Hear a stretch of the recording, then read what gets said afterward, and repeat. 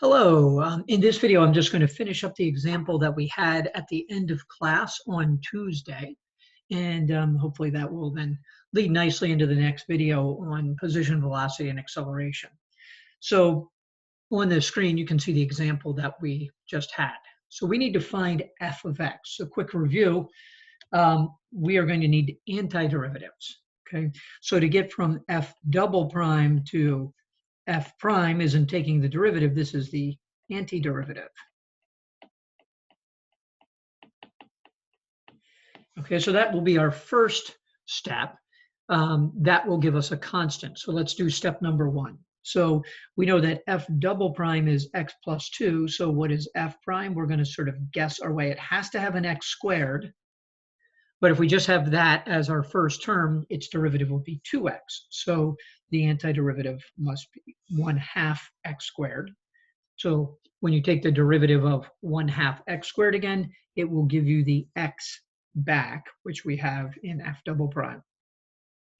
The antiderivative of the second term, the plus 2, would just be 2x because its derivative is just going to be a 2. And then we generically have a plus c to represent all possible antiderivatives of x plus 2. Now, we specifically now will substitute, okay? We know that when we put 0 in for x, f double prime, or I'm sorry, f prime should be 1. So here's the substitution step, okay? We will evaluate c by substituting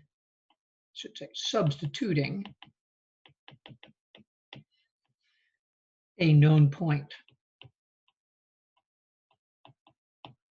Okay, so f prime of 0 equals 1 means that we can say 1 is equal to 1/2 times 0 squared plus 2 times 0 plus c, which means c will in fact be 1. All right.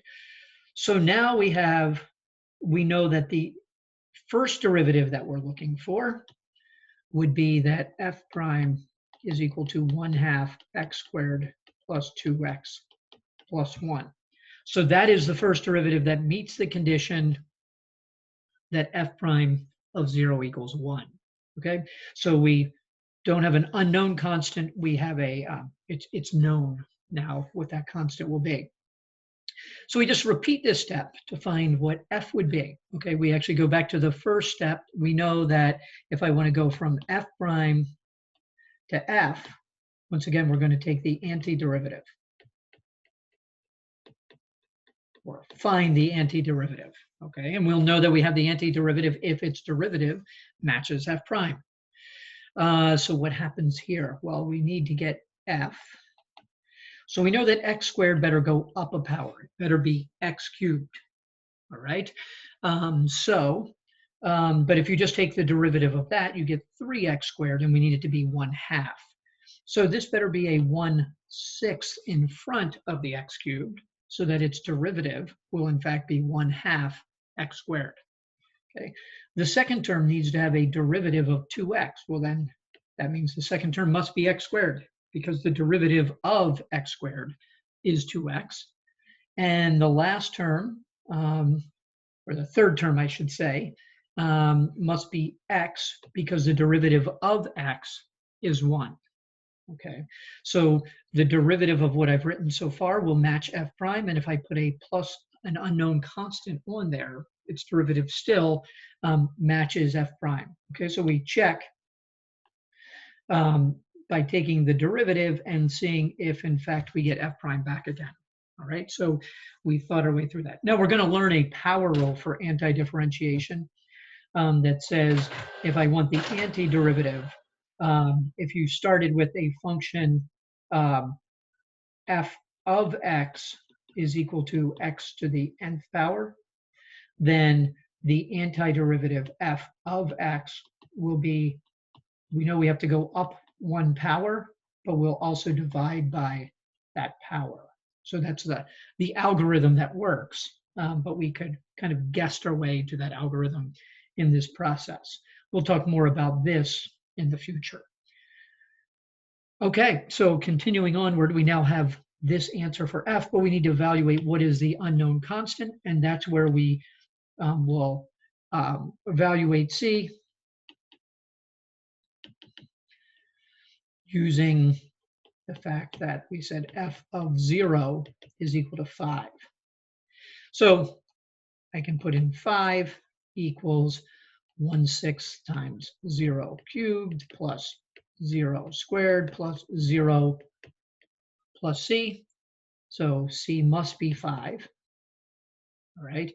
And therefore, we know that the function F must be 1/6 x cubed plus x squared plus x plus 5. So this is the function F that satisfies all of the original conditions, that the second derivative is x plus 2, that the first derivative at 0 is 1, and that the function at 0 is 5. So this will work. Now do be careful. Don't assume that the constant is simply, if I say f0 equals 5, don't assume that the constant is 5. It does work with polynomials, but we do need to be careful. If we had said if our function was cosine of x plus c, and you knew that f of 0 was equal to 2, okay, you need to be careful because when you sub in, you get 2 equals cosine of 0 plus c, right? And the cosine of 0 is 1. So you get 1 plus c, and therefore you end up with c being 1, not 2. So don't assume that the value of the function at 0 is giving you the constant.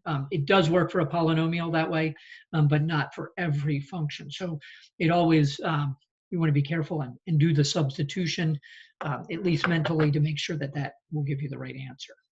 Okay, so that's should wrap up what we had finished at the end of class.